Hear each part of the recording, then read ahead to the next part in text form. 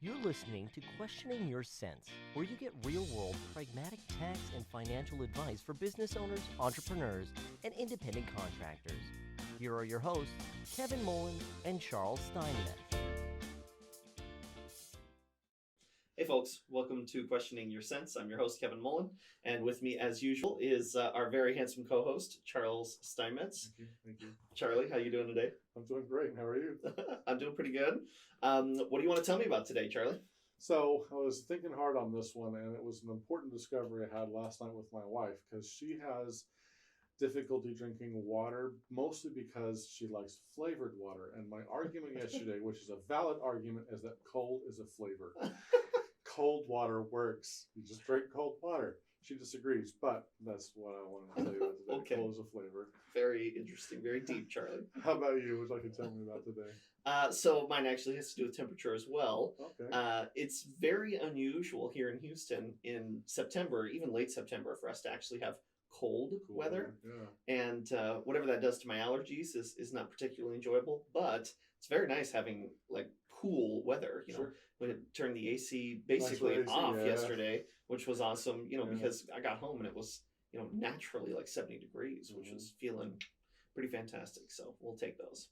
Nice. All right. Well, today we're going to be talking about an interesting subject. We're calling this questioning their sense. And so let me dive into that a little bit because we're questioning the sense of the federal government, specifically in regard to their financial spending. And so we're questioning their sense, SENSE, right? Their sense in regards to how they make their decisions, what tax laws have passed, and that kind of stuff, and the economic impact of some of those decisions, and specifically their sense. CNTS. So anyways, let's dive in. First thing I think we want to cover is the most recent tax reform in 2017. So we had the TCJA, so people will call it the Trump tax cuts or the Tax Cuts and Jobs Act. And there's a lot of moving parts to it. It was kind of the biggest change to taxes since 1986. So it's a giant piece. It's well over 1,000 pages. There's a lot to cover in that one, but as far as just some general highlights, there was a change to the standard deduction. There's a change to the child tax credit. Those are changes that were nice for us. There's some changes that weren't so nice for everybody too. There was removing of entertainment expenses. There was the removal of work expenses, which was tough for a lot of the people that we work through and work with. And so there were some interesting pieces. One for businesses was a QBI, business and personal things. Okay, well, slow down a little bit. That went fast. The QBI, what's that? So QBI is a Qualified Business Income Deduction. Too early. Yep. Yes. Qualified Business Income Deduction. Really interesting type of deduction. I'm actually glad you mentioned that. Yeah. Because the Qualified Business Income Deduction is really the best type of deduction. It's a deduction that you get for having profit in your business. Right. So usually what I tell clients is, what I tell folks that I talk with is you really want to pay a lot of taxes because it indicates that you have the earnings or the profit to Right. cause those taxes. There are only so many deductions, and ultimately if you want to be very profitable, then tax comes along with being very profitable. The QBI, as we colloquially refer to it, but the Qualified Business Income Deduction is basically essentially, and this is oversimplifying it, but it's essentially 20% of the profit of your business, based on some limitations and that kind of stuff. Yeah. But that's a great. It was an awesome great type of for deduction. the people that were able to get it. A lot of them did, but it's been great. So those are some big highlights. There's a lot of pieces to that, but there are some big highlights of the TCJ. Happy to talk in pieces on those if we'd like to, but I don't know if we set the time aside for that part. Well, let's just talk about, again, what we're doing today is questioning their sense. Yeah. And so in this scenario, let's just question. Back, I promise. Very good. In this scenario, let's just question some of the decisions they made, what the economic impact was, Sure. and why they might have done that. suffice it to say that some pretty intelligent people from an economic standpoint put a lot of blood, sweat, and tears into coming up with the Tax Cuts and Jobs Act. So I don't pretend to be a macro and microeconomics expert, and I'm sure that team is really highly intelligent and works very well. But there's some pretty obvious things that at least we can, in a capacity like this, kind of talk about. So the first thing that I want to discuss is kind of the intent, I believe, my opinion at least, of the intent behind the Tax Cuts and Jobs Act. So how they executed this was actually pretty unique. What they did was they implemented, so it was December 17th of 2017 that it was passed, right? But most of the changes were not retroactive to 2017. Most of them were beginning in 2018. And for our listeners and viewers who aren't aware, a lot of tax law changes that occur at the tail end of a year actually affect that year. It's one of the very frustrating things about taxes, at least for people who are aware of the tax law changes, because you withhold all throughout the year on your earnings, right? If you're a W-2 employee, you pay taxes throughout the year. If you're self-employed, you may pay quarterly payments, right? But that's done throughout the year. And so at the start of the year, you determine how much you need to withhold or pay an estimated quarterly payments. But by the end of the year, when they make legislative changes or changes to the tax code, many of those changes, most of them, are retroactive back to the start of the year. So, Charlie, that must mean that they give us the opportunity to retroactively go back and adjust our withholding, right? Because they've changed the outcome. You weren't given the time machine when you get your Social Security card? I mean, that's a normal American thing to have, right? Right. Just go back and imagine that. No problem. So actually, it can be super frustrating, and sadly, actually, not a lot of people are aware that this can be what trips them up sometimes. Right. What causes them problems. And so in this case, the Tax Cuts and Jobs Act, there was very little that was actually applied retroactively. In fact, a large portion of it was just rolling into 2018. Right. So it was one of those tax law changes. I mean, it was 1,100 pages they added to the tax code. It's really large tax reform. So it gave people kind of an opportunity to plan. Now, give the IRS an opportunity to kind of conform their systems to it too, because it's not just a drop of the hat. Oh, let me just change 5 numbers and everything works again. Yeah, for sure. And so they needed some time too. There were some delays that year for the filing of 2018 tax returns for all that, but it was absolutely. But in regards to the intent behind this, they could have handled this a couple of different ways, right? The first way, in general, right? And again, this is oversimplifying, but this is a complicated topic that we're trying not to delve too deep into. The Tax Cuts and Jobs Act, in general, the intent was for the average American to save about $1,800 to $2,000 in income tax, right? That's just the intent. Now, it affected many people differently because when you have a sophisticated and complicated tax code like we have, even small changes can have a big ripple effect on a lot of people. They honestly did a pretty good job.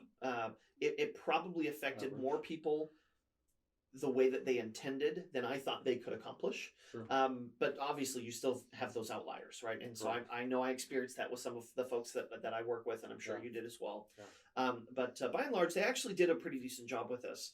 But the intent behind this is they could make these changes, and then on the following tax year, you could get a larger refund, right? So if the intent is for you to save $1,800 in taxes, then your refund the next year would be $1,800 more, right?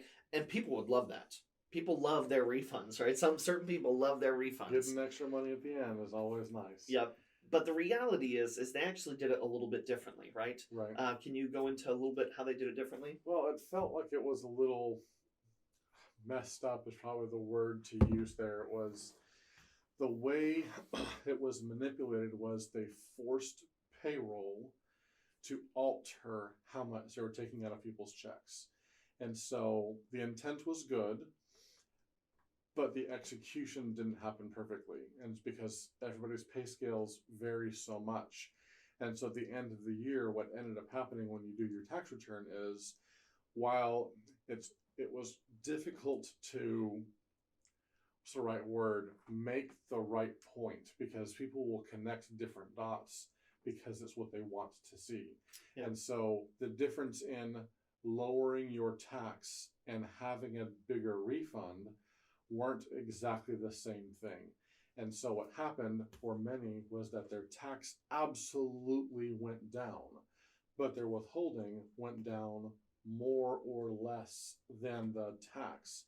And so it altered those refund numbers. So let me actually give a hypothetical example for our listeners. We love so that numbers. yeah, exactly. So let me give a hypothetical example so that because your point is really important.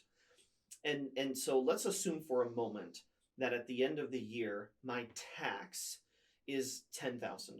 Okay, Sure. so that's my tax. Based on whatever income you had. My payments, meaning what has come out of my pocket all throughout the year, is $11,000.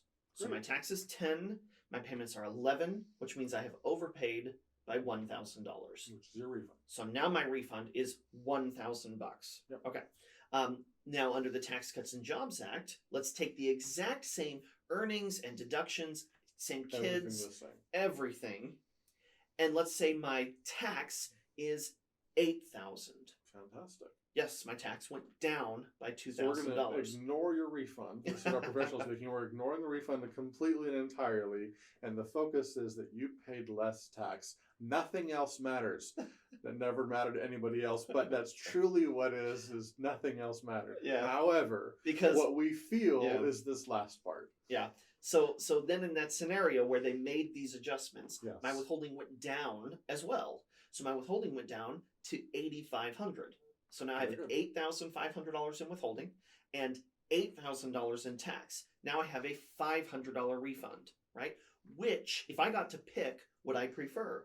Because I promise you, some people would choose to pay more in taxes to get a larger refund. $1,000 refund. Yeah. Which is, of course, mathematically ludicrous, right? Because it'd be the same as me telling you what I joke with people that I meet with is, look, if you want a big refund, I can guarantee that. Make work take an extra $500 out of your paycheck. Yeah. You will have a giant refund. Yeah. It's the same thing. Yeah. So we're not deliberately paying more in taxes to get a significantly larger refund, Correct. right? That's not what we're deliberately trying to do. The point here is that they made adjustments to the withholding table. Any adjustments to the withholding table can throw things off quite a bit, right? Correct. And so in this scenario, the intent, again, I keep on using that word, but it's my personal opinion that the intent behind this, and a lot of this was actually vocalized, so it's not just entirely my opinion, but that the intent was that when these changes went into effect, which was February of 2018 for most people, your take-home pay went up between $10 to about $100, depending on your income range. Yeah. And so your take-home pay went up. Well, when you have 98 million taxpayers who get approximately $50 more a check, right? What are they doing with that $50 more a check? Mm-hmm. It's not in their budget. They're not planning on it. This wasn't a raise. This wasn't expected. They just get more money each check. Yep. Well, you get a couple bucks more each check. What do you do with it? You spend it, right? So the intent here is that they spent this money. We got 98 million taxpayers spending an extra $50 a check, right, every 2 weeks. That's a lot of money that goes into businesses and into the economy, right? So the intent is that it would stimulate the economy and that the unemployment rate would reduce. And so really we did see a lot of that. Now, as is everything economically, you cannot attribute those economic strengthening of America and the unemployment rate reduction entirely to the Tax Cuts and Jobs Act, right? That would be unfair. But I certainly believe that it was a contributing factor, sure. a pretty large one. So really interesting the way that it was executed. And I think that that mostly bore fruit. Mm-hmm. The downside, as you mentioned, is kind of like the hypothetical that I discussed, is that it ends up that some people got lower refunds than they had before. Right. So all during the year, you got more, spent a little bit more, didn't really even realize it. Now, there were plenty of people who recognized even bigger refunds still, right? Married people, only one works, they have a slew of kids, they still got bigger refunds, even though they had more during the year. It was fantastic for them. There were some people who the target was exactly right. You're a single earner and everything is on target. So you had $2,000 less in tax, $2,000 less in withholding. Everything was perfect. You got more, spent more, and it was the same. But there were those who had the other effect as well. And then, as I recall, it did have a cascading effect though. So it did alter the withholding. It was forced, and then they had to do a catch up later of how that withholding was even calculated. They realized, oh, they've pushed it out differently, but now they need to have people change how they tell payroll in the first place, which was somewhat recent. So I know we've been doing some math things differently recently about that. The release of the brand new W-4 form, which changed things pretty dramatically and really was a result of the Tax Cuts and Jobs Act. Now, at first, I really could not stand the new W-4 form, but I'm so blindingly different. I'm warming up to it. I really feel like I have a lot more control over the outcome of the withholding when advising my clients than I did under the old W-4 form. Experiential knowledge from the old W-4 form allowed me to pretty much at the drop of a dime advise my clients on their withholding really easily. But it was as old school as you can get. I have the experience. This is my gut. I can tell you just based on all my history that this is what you need to do. You are single in 2, you're married in 4, you're married in 0. And it was just how it worked. You had to have an expert. This is more quantifiable, still being an expert, but you can do exactly this. Well, and the new W-4 form has income, deductions, dependents, filing status, additional withholding. It starts to really look like a mini tax return, which is tough because people pay professionals to complete their tax returns in many cases. And now we've got a W-4 form that now you're trying to fill out yourself. Don't do that. Give us a call or shoot us an email. Let us know. Because we're happy to advise you on your withholding. Okay, so beyond that, so that's the kind of the economic impact, or at least my viewpoint of the economic impact of the Tax Cuts and Jobs Act. We discussed the withholding issues, and then there's the factor of messing with people's refunds, right? So, from a political standpoint, the changes with the Tax Cuts and Jobs Act was very interesting. If they had not adjusted the withholding tables at all, then people would have just gotten, $1,800, $2,000 more in their refund across the board. It would have been a very popular policy with everybody. It wouldn't have stimulated the economy, as it were. However, that's exactly right. So it would have been very popular policy from a political standpoint.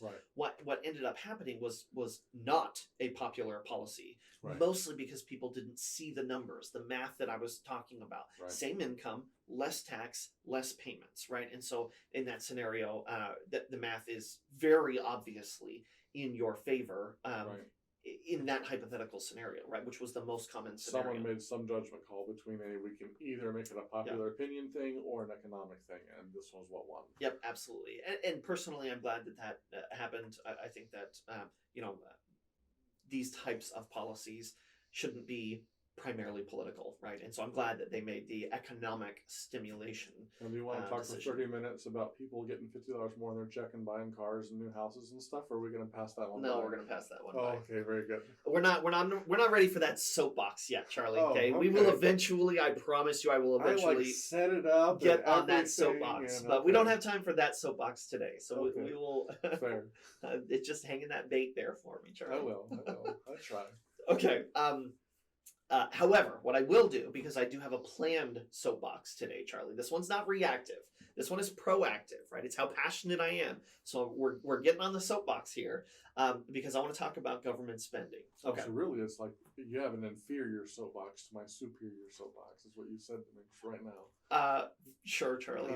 If that makes you feel good, yes. I will get on my inferior soapbox for a moment. No, mine wasn't. I was saying yours is superior. Oh, I see. Okay, well, I'll take it. Trash. But I'm going to get on my proactive soapbox for a moment because I want to talk about government spending.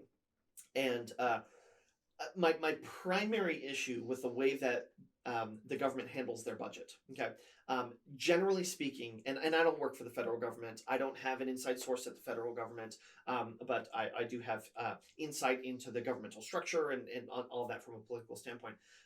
My primary issue with the way that the government budgets is if you don't spend your budget, they reduce your budget, right? Because the federal government will always find somewhere else to be able to use this money, right? Mhm. And so if you don't use your budget, if you don't spend up to your budget, then they will reduce your budget. What this creates is a structure in which the decision makers within these departments are incentivized to spend frivolously to make sure they meet their budget, as opposed to a scenario that they could create that would incentivize them to save money on the budget. And so just and please understand, I believe it's my right to criticize the federal government, but I also understand that I am from the outside looking in, and so I don't feel like I have the answer. I'm sure it's far more complicated than we're just going to talk about today. Right. But still, this is one of those structures in which we are incentivizing these decision makers to frivolously spend. Instead, why not bonus these decision makers 10% of what they save on the budget, right? You keep their budget the same, or with some slight reductions, right? Or you reduce the budget by the amount bonused, or there's a lot of different ways to attack the math. But I hope you understand the concept that I'm talking about, which is incentivize them to save money on the federal budget. Don't incentivize them to frivolously spend money within the federal budget. So like you do with my example, I'd like to throw a number example at yours to paint the picture. So let's say the green tree department in the government, because of the tree behind you The there, EPA. they did a very good job. Yeah. So they get, we're going to make up a number, $30 million for their budget. And they did a really good job this last year and only spent $27 million. What I'm hearing is the perception and all the information coming from the government is that now that you've proved you only spent 27,000, next year you get 25,000 or 27 million. Yep. Yeah, 25,000. It's Yeah. a big cut. Yeah, no. Next you only get 25 million. Yeah. Well, thanks guys. We did an excellent job. It was a good year. Trees grew really well, and we didn't have to go. It wasn't a drought or anything. We had that expense. This year now we have a drought. I needed the 30 million, and now you. So there was that. What you're proposing is more of a 30 to 27. There's a $3 million slush fund, as it were. Don't just go spend it willy-nilly. Yeah, so you bonus the decision maker, Sure. Or makers, right, depending on the structure, 10% of that $3 million, so $300,000 in bonuses, and that may be distasteful to some people, and I understand don't that. waste my taxpayer dollars. Yeah, and I understand, but the point is you're incentivizing them to be more fiscally responsible, and the structure right now is absolutely the opposite, and it's infuriating. So that's my soapbox. I appreciate you painting the picture there. So I will get down off the soapbox, but you understand where my position is on government spending in that regard, because I understand the need to spend the money. I just don't understand the way that they budget that money. But that's not a new complaint. So we will move on. So covering the Tax Cuts and Jobs Act from 2017 and its economic impact. Now that takes us to kind of, after covering that, now let's talk about the next, I'm not going to call it tax reform because it's not, but the next kind of big thing. Yeah. And to be fair, we are going to skip over the Secure Act today. That was the Setting Up Everyone for Retirement Act that was passed at the tail end of 2019.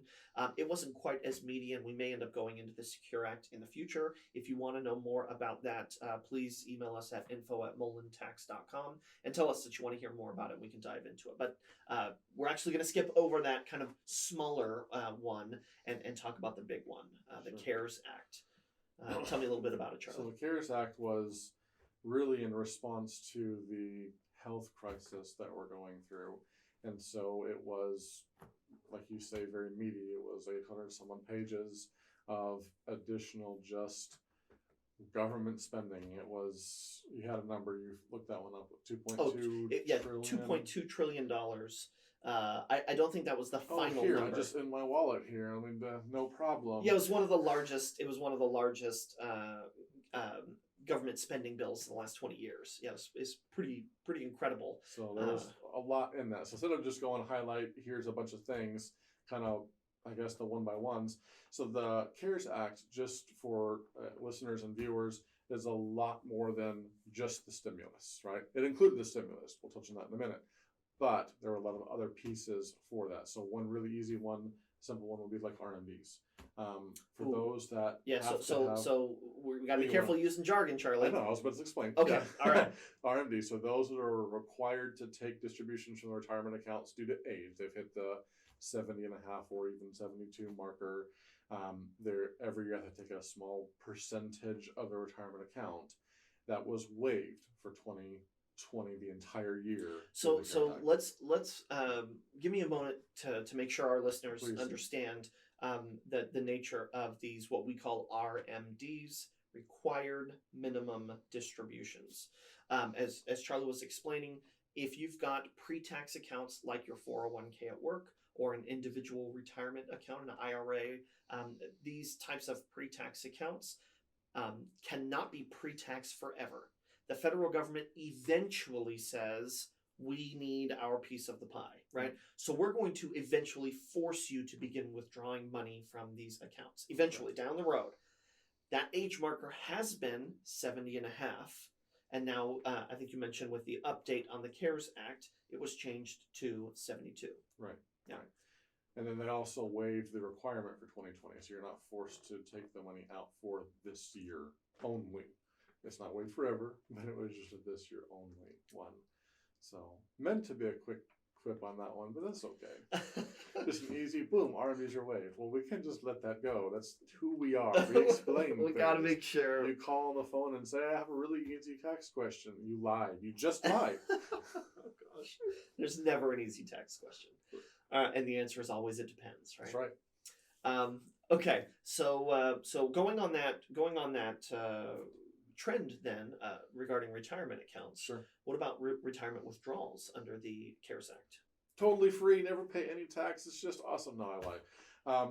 So on those, you're able to access them. So it was kind of two pieces, especially 401s. So an IRA, you're always able to take out at whim. There's tax and penalties. A 401 is a lot more limited. It's difficult to just call and say, I need you to give me $10,000 for my 401k. So the CARES Act specifically made it a lot easier for administrators to just receive those calls and requests and say, sure, here's some funding, right? So that was a piece of it. A lot of people are confusing that and linking it to the other side of it, which is waiving of penalties. So being able to access it was one thing, fantastic. The other piece of it was under certain circumstances, which is really important, you can have the penalty waived. Penalty being by pulling out of your retirement account prior to 59 and a half, the magic age, you pay tax and an extra 10% tax penalty. And so if you're in a easy 22% tax bracket, you pull the money out plus 10%, you've now just said, I'm fine with 32% tax for whatever it is that I needed it for. If it's that emergency of a situation, it is what it is. If it's to buy a house, you did wrong, generally speaking. But so those caveats, I didn't actually memorize them, but for the most part, the important pieces are either you or your immediate family, as in spouse or child, is diagnosed or quarantining due to COVID, right? So under those circumstances, absolutely. The third bullet point is the harder to at least nail down with exacts, but it's if you have been reduced, your hours have been reduced at work, your pay has been cut from work, you were laid off, that's easy. There is or experienced adverse financial circumstances, which is a really wild and open one. I'm sure it'll be argued plenty if the IRS bothers bringing it up. Like, for example, if you're commission-based, right, you work in sales, and your in-person visits have reduced dramatically, and that's Correct. really where you shine. So your commissions have gone down, even though maybe the sales within the company didn't go down. Yours in particular did, because you had a difficult time adapting to the new Correct. norm and all of that. It's interesting situations like that you end up having to make an argument for. Right. And Yeah. the employment ones may be easier to argue, Yeah. but I was working just recently thinking of, like, even my own father. There's maybe a pension and then stocks and stuff, just investments overall. Isn't it an adverse financial situation for the entire? I mean, your base in retirement, the market didn't do awesome in the first part of COVID.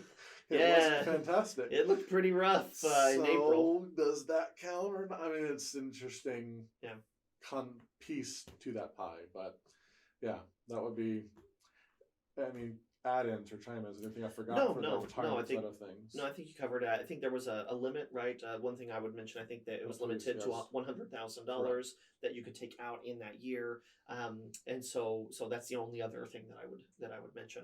Yeah. Okay, so moving on past that one, let's talk about again from an economic and tax standpoint, what basically the federal government's decisions here. So we'll dive into the stimulus here in a minute. Sure. But one of the things that they did is direct payments to individuals, right? That was one of the things that they did. So direct payments to individuals via this stimulus payment. Either it was direct deposited into your bank account, Sure. you were mailed a check. Some Sure. people were even mailed a debit type card, right? Yep. And so and it was a little bit of a strange situation, but they did okay. They did okay. It was passed, and they were trying to figure out how to do it, and it was a little bit of a mess. But eventually they actually did okay. I didn't hear about too many stimulus checks that were sent to the wrong people. There were some deceased people receiving the stimulus check, and I know a lot of people will throw shade on the federal government for doing that. The reality is if they're using the IRS's systems in order to do that, Right. they're always a year behind. So a lot of deceased people got the stimulus check, and so I know that there was some shade thrown the federal government's way because of that. The reality is I understand why that happened, but ultimately, that was one method of economic assistance. Right? A lot of people that had difficulty with different tax firms that would take their fees from their refund, because now the tax firm has their bank account plugged in. Yeah. And so that created some strife for a lot of folks as well. Yeah. Don't do that, folks. Don't do that. Don't have your tax advisor pay their fee by your refund. The fees are the administrative fees of doing that are pretty unconscionable. So I know it's an attractive option, but I highly recommend you stay away from firms that are trying to pay themselves by your refund. Convenient, I get it, but it's costing a lot. Okay, so we derailed for a second there. Sorry. No, that's okay. Talking about the direct payments as one form of economic assistance to the American people. That wasn't actually the only form of assistance. And so the next piece that I want to talk about is these the business loans that the federal government provided to small businesses. So they were two different types of loans. One was the Paycheck Protection Program, and one was the Economic Injury Disaster Loan. So I'm going to refer to them as the PPP and the EIDL, right? The EIDL was a little different. It's purely just a loan handled through the Small Business Administration, the SBA. It's technically not new. It was... Yeah, I hear you. Right. It's just they opened it for this thing. Hurricane victims could get that kind of a thing. So it's not new. It was just... They made it nationwide. Everybody gets this. It was big time expanded, right? Yeah, absolutely. But ultimately, this is just a loan. Generally, it's a 30-year term. The interest rate is very low, and so this is capital for businesses in order to be able to remain in business. Yeah. It required that you had economic downturn due to COVID-19. So most businesses did. Maybe the hand sanitizer business didn't, and that kind of stuff. But but ultimately, most businesses experienced a downturn, right? So that's the Economic Injury Disaster Loan, the EIDL loan. It truly was just a loan. almost no portion of it is forgivable. Right. They did do some quick $10,000 grants to try and keep as many people employed during the very initial shutdown as they could. But that's It had its own issues, that piece too. With, and we did how a it couple was of worded and we did a couple of webinars on the EIDL and PPP loans, and so please go to our website molentax.com, check out our resources because you'll find some of those webinars there. But don't want to dive too deep into that today. Won't have the time for it. Then the Paycheck Protection Program, the PPP loans, those were a little bit different. The intent behind those loans is that if you met the requirements, that those loans would be forgiven. So now this starts to look a lot more like direct payments to businesses, right? Because the stimulus payments that people received, by and large, you get to keep. There are some people that have to pay some of that back. We'll dive into that a little bit. But ultimately, these Paycheck Protection Program loans, the intent is that businesses would be able to have these forgiven. It required that businesses maintained their employees and several other factors, which we're not going to dive in today. But ultimately, this was kind of a form, it was a little complicated, but it was kind of a form of direct payments to businesses. Right. Now, what the federal government could have done is just taken all of that money and given it to the individuals, right? Because ultimately, what are these employers going to do with this money, right? They have to use it for payroll to keep people employed. Correct. So the federal government's paying businesses with the intent to pay these businesses employees. Right. Now, what they could have done is just given the money to the individual Americans. And these individual Americans would have still been able to eat and pay rent and all of that kind of stuff. Right. But ultimately, they paid it to businesses. And again, that can be distasteful to some people. But the reality is by paying it to businesses, these businesses are able to continue to exist and continue to have jobs and continue to pay their employees who are able to continue to purchase products because these other businesses that offer these products did the same thing. Exist. Businesses not existing, right? Shutting down, other than the ginormous too big to fail corporations. These small businesses shutting down is horrible for our economy. It's horrible for our unemployment and all of that kind of stuff. And so agree with it or don't agree with it. The reality is this is the intent or part of the intent to why these loan programs existed, is that these businesses are able to stay in business and keep people employed so that when a vaccine is developed and COVID-19 is corralled, I'll use that word rather than solved or handled, it really, once we corral it to a point where our economy can open back up entirely, Right. then at that point, there would be almost no jobs, right? If they hadn't handled it the way that they did. Right. So I cannot tell you the countless amount of business owners that told me that this is what was able to keep their business afloat. Without this, they would not have been able to maintain their business. They would have had to have shut it down, and then they would be looking for a job after. April, May was tough for everybody in a lot of different circumstances. It's still not the easiest. A lot of businesses have adapted, and different states have handled things differently. But So kind of the intent behind what they did here and the economic impact, the macroeconomic impact.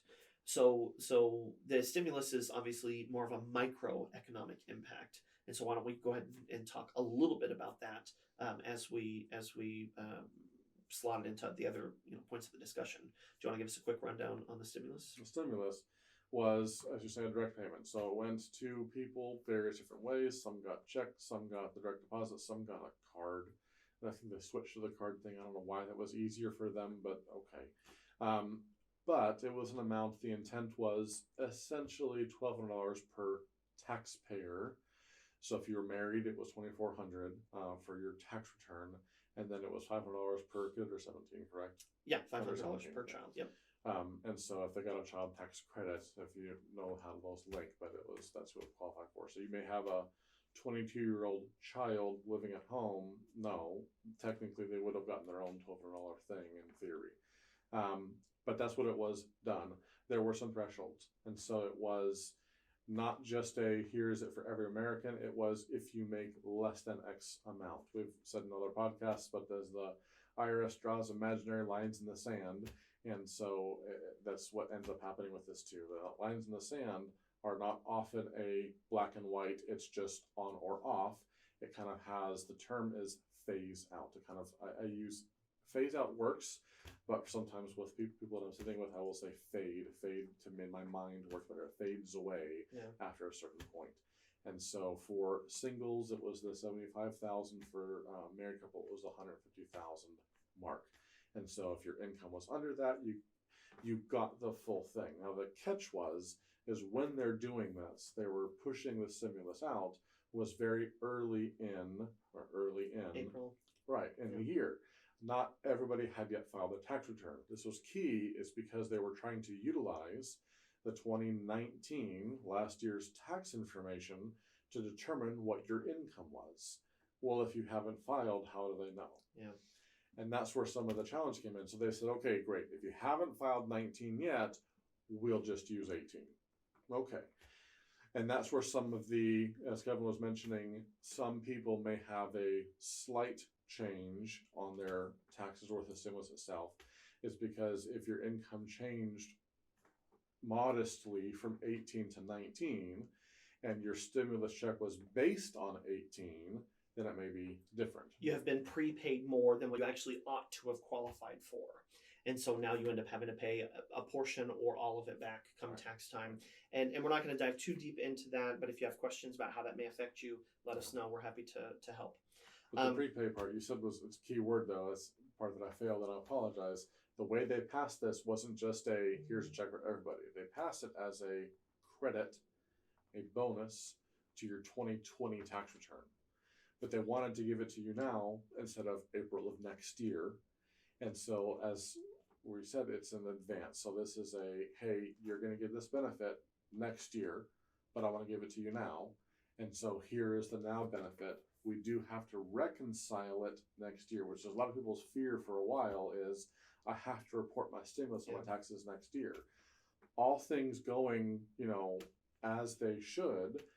Most people's income doesn't change wildly. I wish I just got tons more money every year, but it doesn't happen. Right. I haven't invented whatever thing I need to invent yet. And so my income being similar, then it's fine. I get my amount. I'm married, so $2,400, my wife and I. And so next year when we do our tax return, what I expect to see is, hey, based on your 19 income, you're allowed $2,400 of a credit. How much did you actually get? I plug in $2,400. Fantastic. It zeroes itself out. My taxes remain as they would have been in the first place. Yeah. So great explanation. That's kind of the idea behind these individual payments, right? These direct payments. Now, they have discussed trying to effectuate a second round of direct payments. We will see what ends up happening. There was the HEROES Act was proposed. It did not have, bipartisan support. And I know that there was some activity here pretty recently in regards to proposing another run through here. So we'll see what ends up happening. But let's move on. Beyond the direct payments of the stimulus, there was other government assistance through the expansion of the unemployment benefits, right? So fundamentally, they added $600 a week to your unemployment benefits, which was a pretty dramatic increase. This was really important. Now, it only lasted up until, I believe, the first week of August. I believe that's when, I think it was, something like that. And so it eventually ran out because it was only approved for so much. And then of course the argument at that point is once it runs out, now what happens? The economy's not fully back open, right? There are more jobs, yes, but it is not fully open now. And you had a lot of people who were relying on unemployment in order to eat and pay their rent and do all of that kind of stuff. Right. And so people are limping along still at this point. And the president did issue an executive order, and there were some questions as to the constitutionality of that executive order and all that kind of stuff. So there's been a lot of activity here, but ultimately they did expand unemployment, which caused its own set of issues. So what I want to talk about, again, because we're questioning their sense, what I want to talk about is the expansion of unemployment was pretty crucial in order to keep people being able to pay their bills. And so to some extent that had to happen. But the after effects of that were people who were on unemployment. Some people were earning more on unemployment than they were working. So they were incentivized not to work, rather to remain on unemployment. And so that was I'm not a huge fan of Right. incentivizing people not to work. So basically, the government thinks that we make a whole lot more than we're actually making. Here's an extra $600. This is like bare minimum, cheapo kind of stuff. I think they have pretty good data, Charlie. Yay! This is awesome. I think they have pretty good data. But ultimately, the unemployment itself being expanded did help a lot of people, and I'm glad that helped a lot of people. Like every other issue, there's a lot of layers to this, and so it's not so simple as to say that I think that they did it wrong or anything like that. That's not what I'm saying. I'm saying that the structures in which it was done, right? The incentivization structure is I make more on unemployment than I do working. I can just not work. That way I get to do whatever I want during this quarantine, which, let's face it, may not be a lot, but I get to do whatever I want during quarantine, and I get to make more than what I made working. So anyways, there's some potential issues there. The other thing that I will mention is how the government responded to this health crisis. This was a pretty significant package, right? The CARES Act, $2.2 trillion. It was a ton of money. The federal government also had to answer a pretty big crisis in 2008. Now that was a financial crisis, right? As opposed to it being a health crisis. But and we're not going to get too in depth into this, but there was quite a few programs, bailouts, and all of that kind of stuff. Big bailouts. We'll fix it.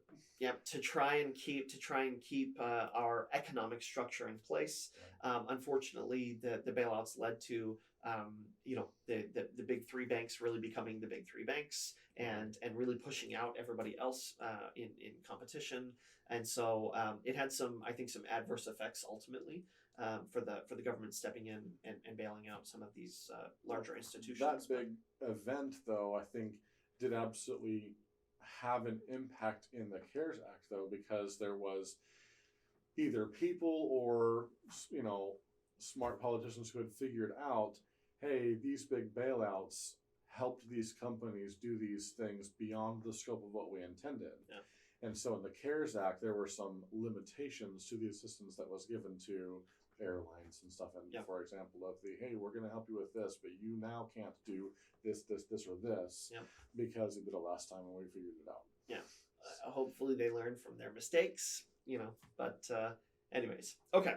I think that covers the Tax Cuts and Jobs Act, covers the CARES Act. So I think that covers the big things that we wanted to question in regards to the federal government over the last 12, 15 years or so. So now that we're done questioning the federal government's sense, why don't you guys question our sense while we enter our comfort zone? So I think, Clark, you've got a couple questions for us today. Yes, I do. So I've got two questions for you today. The first one is, what are your best budgeting tips?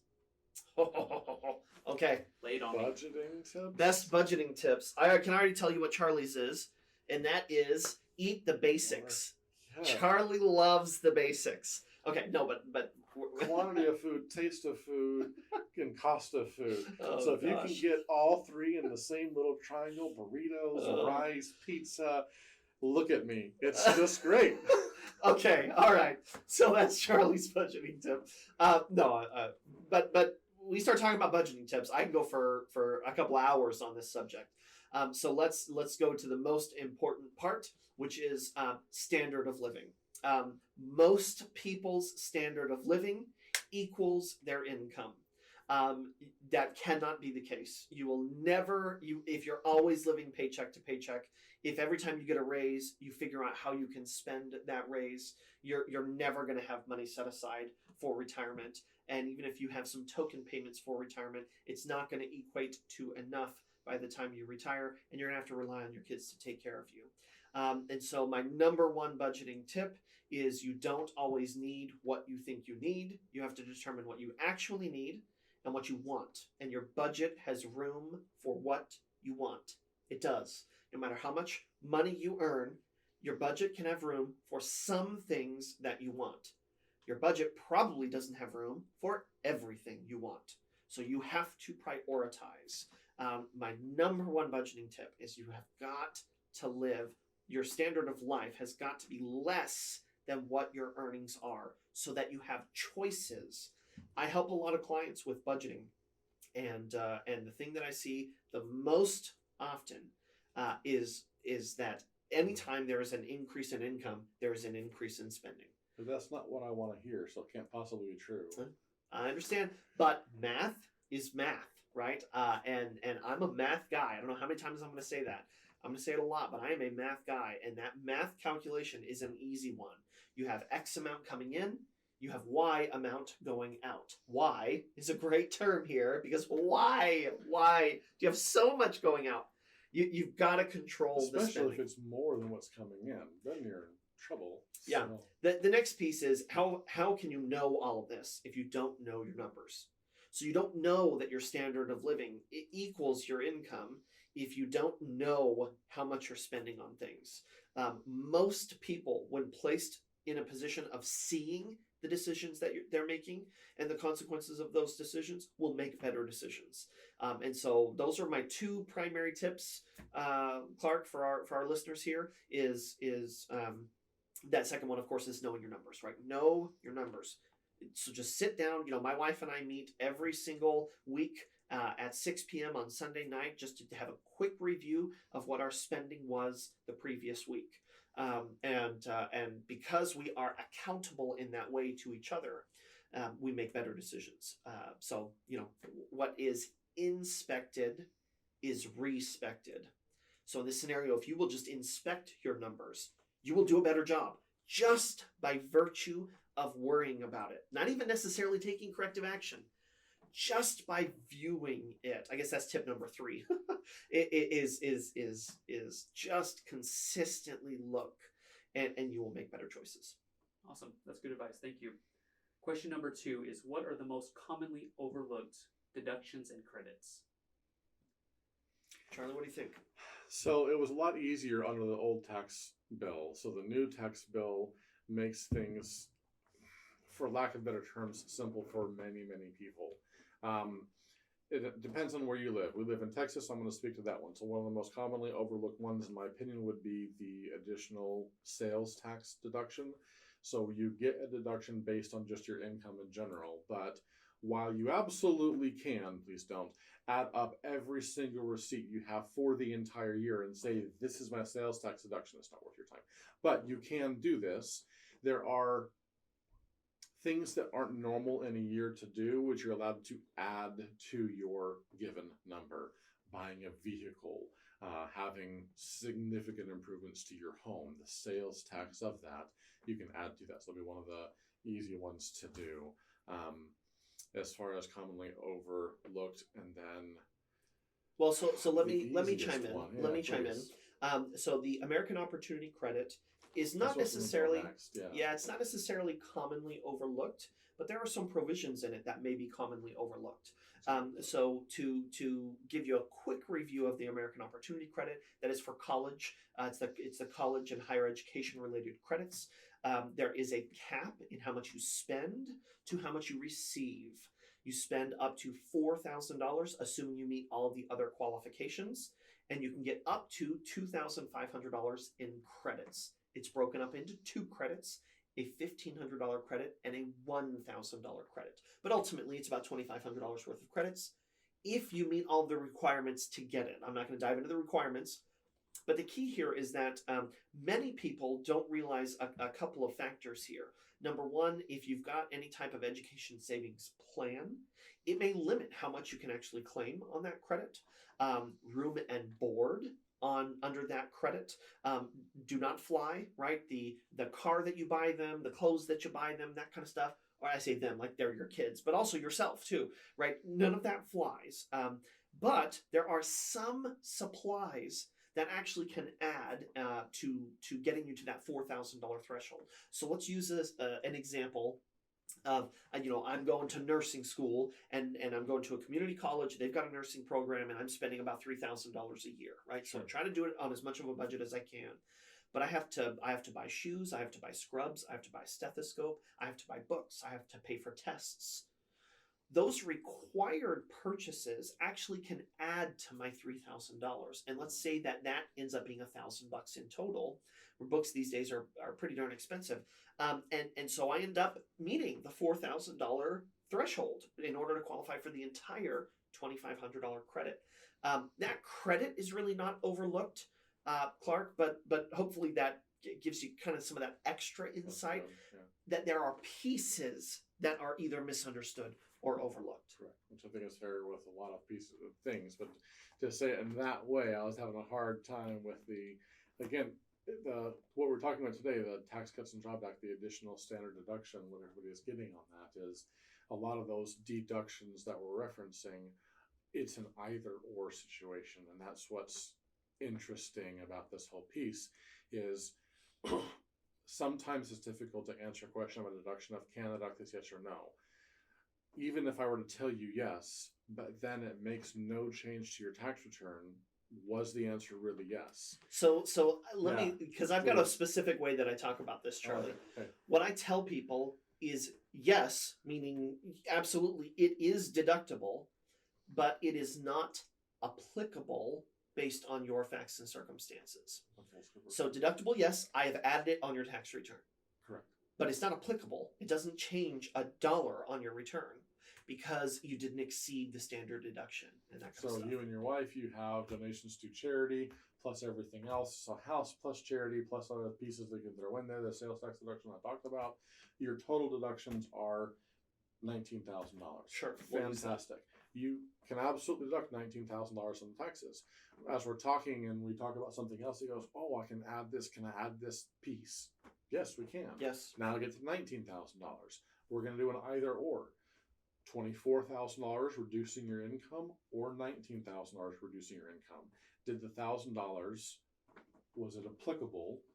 Technically, no, because we use the 24. So in that way, it's less of a easy to answer question under the new tax law for many people, not for everybody, right? If once you beat that 24, that $10 deduction, then yeah, absolutely everything is open. Let's not miss any of those pieces. We're not going to miss them anyway, but we're not going to make sure that they do apply at that point. And the last one I'm going to mention to our business owners here, or to our self-employed or independent contractors, is the number one deduction for you in many industries is business mileage.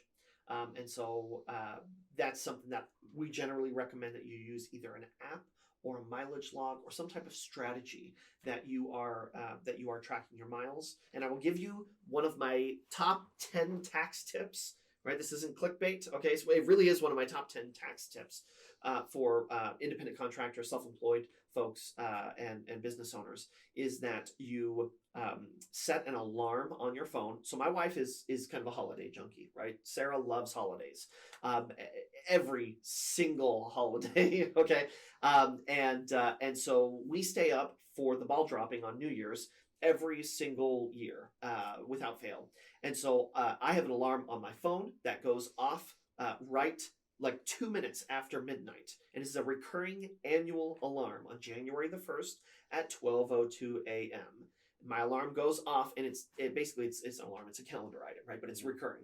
And so the title is to take a picture of my mileage. So what I do is I have my phone in hand because my alarm went off. I walk outside, I whip out my phone, and I take a picture of my odometer reading, right? Why do I do that?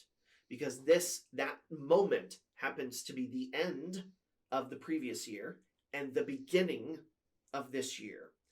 By having electronic or digital evidence of my mileage, I can track my mileage from year to year. So I know exactly how many miles I drove to the mile every single year. That is absolutely in my top 10 tax tips, because that's the first question the IRS has in regards to business mileage is, what was your total mileage for the year, right? What's your odometer reading? Oh, well, I've got this, evidence right here. See, right? And so in the scenario in which you argue that you had a ton of miles and the federal government says, we don't think that you can substantiate that. And you say, actually, here's photographic evidence that I put 35,000 miles on this vehicle this year. The average person drives 12,000 miles a year. Clearly, I'm above average, right? And so when you want to claim a bunch of business miles, that sets the stage so well. So that's top 10 tax tips there from Kevin, but hopefully that answers your question. Do we have any additional questions, or does that wrap us up? That is all for today. All right, fantastic. Thanks for the questions, everybody. Charlie, thanks so much for your time. We've really enjoyed having this discussion with you. We hope that you will consume more of our content in the future. You can find us at molentax.com or just look us up on any of the podcasting forums. Questioning Your Sense with Kevin Molen and Charles Steinmetz. And until next time, we'll see you guys then. Thank you.